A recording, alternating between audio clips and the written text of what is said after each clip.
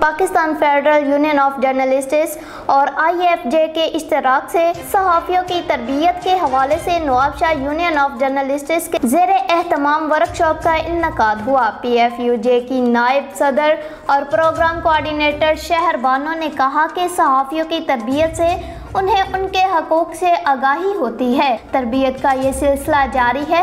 انہوں نے کہا کہ حکومت نے محنت کشوں اور صحافیوں کی فلاح و بہبود کے لیے جو قوانین بنائے ہیں ان پر اگر سنجیدگی سے عمل درآمد کیا جائے تو صحافیوں اور محنت کشوں کے مسائل بخوبی حل ہو سکتے ہیں۔ ماہر ٹرینر زبیر اشرف نے ورکشاپ کے شرکاء لیبر قوانین آگاہی فراہم کرتے ہوئے بتایا کہ اس طرح کے ٹریننگ پروگرام سے صحافی اپنے حقوق کا دفاع کر سکیں گے۔ انہوں نے محنت کشوں کے لیے مروجہ قوانین اور صحافیوں کے حوالے سے بنائے گئے قوانین news paper employees condition of service act PEMRA ordinance پیکا کے قانون سے آگاہی کرتے ہوئے کہا کہ اگر ہم ان قوانین کی معلومات جانیں گے ہم اپنا دفاع بہتر انداز میں کریں گے۔ سینئر صحافی شاہد غزالی نے PFUJ کی ہیت اور صحافیوں کے لیے جدوجہد سے آگاہ کیا اور پرنٹ میڈیا کی زوال کے اسباب بتاتے ہوئے کہا کہ اس کے ذمہ دار مالکان پرنٹ میڈیا اور صحافی بھی ہیں۔ الیکٹرانک میڈیا اور سوشل میڈیا کے اس دور پرنٹ میڈیا دب ضرور گیا ہے لیکن ختم نہیں ہوا،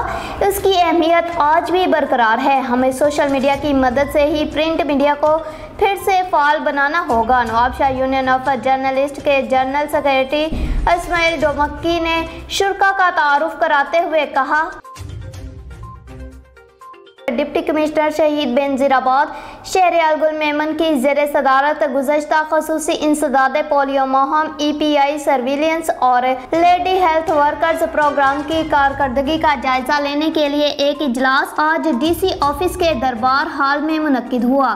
اس موقع پر ڈپٹی کمشنر شہریار گل میمن نے گزشتہ خصوصی انسداد پولیو مہم کے دوران مقرر کردہ ٹارگٹ حاصل کرنے کے کام پر اطمینان کا اظہار کرتے ہوئے محکمہ صحت کے افسران پر زور دیا کہ وہ اسی جذبے کے ساتھ آئندہ منعقد ہونے والی انسداد پولیو مہم کو بھی کامیاب بنائیں۔ انہوں نے مزید کہا کہ مائکرو پلان کی بہتری اور پولیو ٹیموں کی تربیت پر خصوصی توجہ دی جائے۔ ڈپٹی کمشنر نے حفاظتی ٹیکوں کے پروگرام کے فوکل پرسن کو ہدایات دیتے ہوئے کہا کہ ضلع میں جاری حفاظتی ٹیکوں کے پروگرام کو مزید فعال بنانے کے لیے پیش آنے والے مسائل کو فوری حل کیا جائے جبکہ بہتر کام نہ کرنے والے ویکسینیٹرز کے خلاف کارروائی کی جائے تاکہ بچوں کو بروقت ٹیکے لگا کر مختلف بیماریوں سے محفوظ رکھا جا سکے۔ انہوں نے مزید کہا کہ ریفیوزل نومولود بچوں اور کورس مکمل کرنے والے بچوں کے اعداد و شمار DC آفس کو ارسال کیا جائیں۔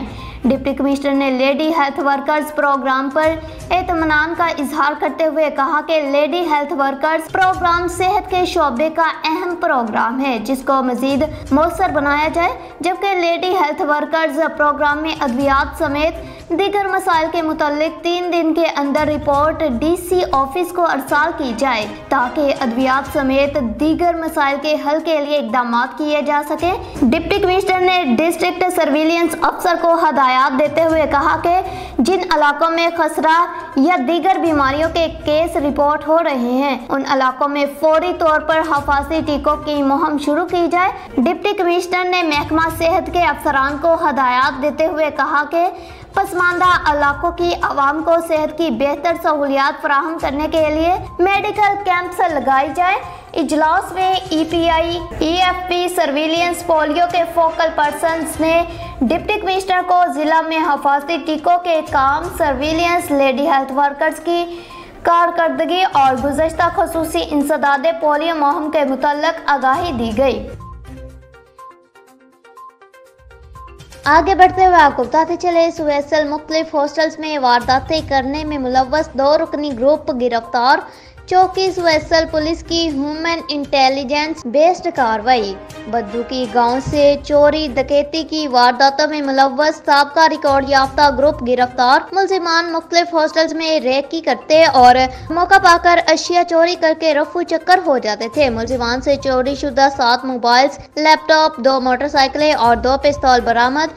SP ماڈل ٹاؤن ملزمان صابر اور آصف کے خلاف مقدمہ درج، تفتیش جاری۔ اخلاق اللہ تارڑ स्ट्रीट क्रिमिनल्स और गैंग्स के खिलाफ इंटेलिजेंस बेस्ड कार्रवाइयां जारी हैं। SP इखलाकुल्लाह तारड़।